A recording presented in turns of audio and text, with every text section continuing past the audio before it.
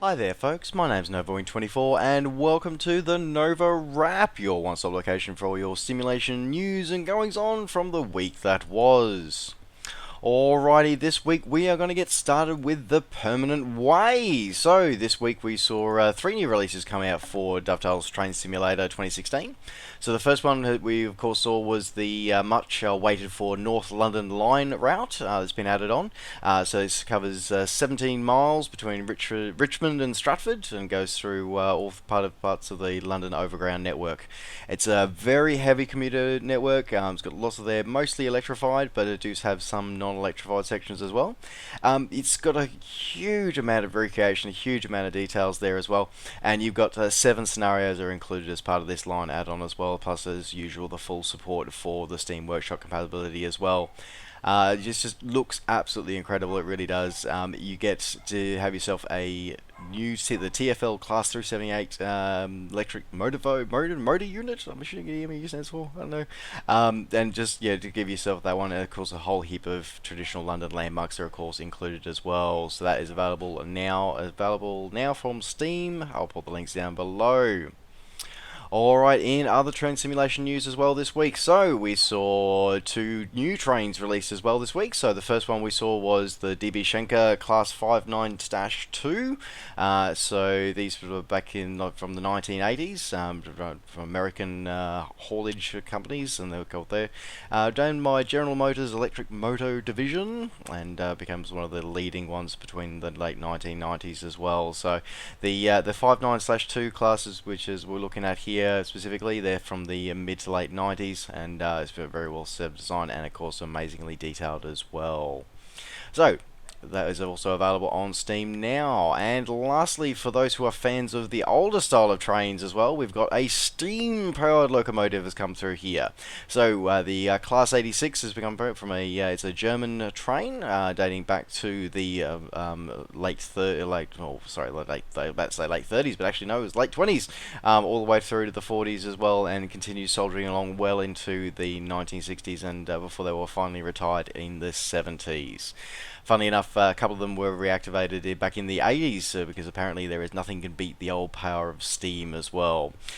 This has got scenarios included, but they are designed specifically to work with the West Rhine Coal and Koblenz route, which is actually included automatically as part of Train Simulator 2016. So awesome there for that, nice and easy.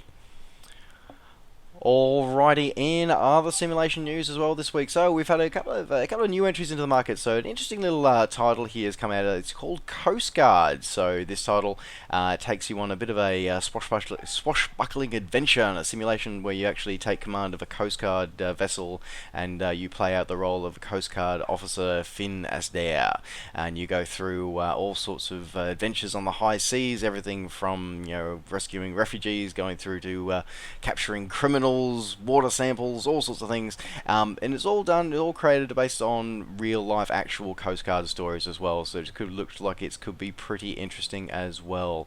It looks interesting that it combines sort of like ship simulation with like detective work, so that looks kind of cool, like kind of interesting with this one, so there you go.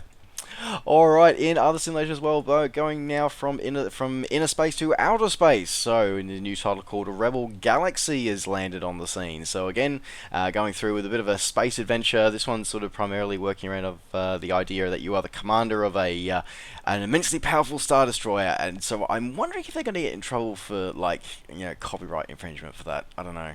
Anyway, but yeah, basically you're in a really big ship with lots and lots of weapons, and you get to go blow stuff up, and you can choose to defend people or scavenge or do all sorts of stuff. So it looks pretty interesting as well, and it looks like it's got a really great storyline tagged through to it as well. So that is available now on Steam, currently on a quick initial launch sale at the moment as well. Alright, moving on to other simulation news now, of course, moving on to the flight simulation type of flight simulation news. So, we've got a few releases come out this week. So, one of the first ones that have come out there has been probably one of the famous ones a lot of people have been waiting for, and very interesting, tied with a lot of history with flight simulation as well. So, we've had Kilo Charlie Golf X-Ray Meigs Field has been released for FSX Steam Edition now as well. So, this has come from a couple developers and from Orbix guys, the same developers, same couple of guys that brought us Friday Harbor. So it's been released and realized and recreated into our virtual world for F6 Steam Edition, and it's looking absolutely spectacular. Please head over to fellow YouTuber Jordan King's website. So his channel, he's got a great preview review of that title as well, so you can check it out and have a look there.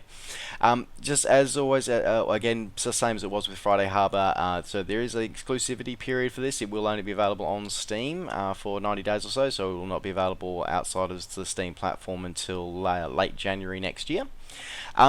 Just on a side note for that, in the product announcement that Orbix made for that, there was a one throwaway line that the CEO of Orbix put in the end of his press release, which actually concerns me.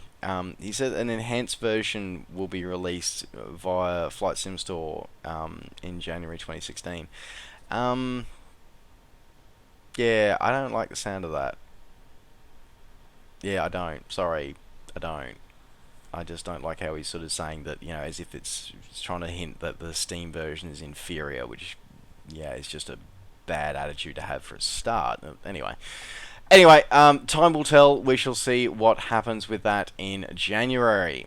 Anyway, moving on to other releases now as well. So continuing in the FSX vein now as well, FlySimWare. So a relatively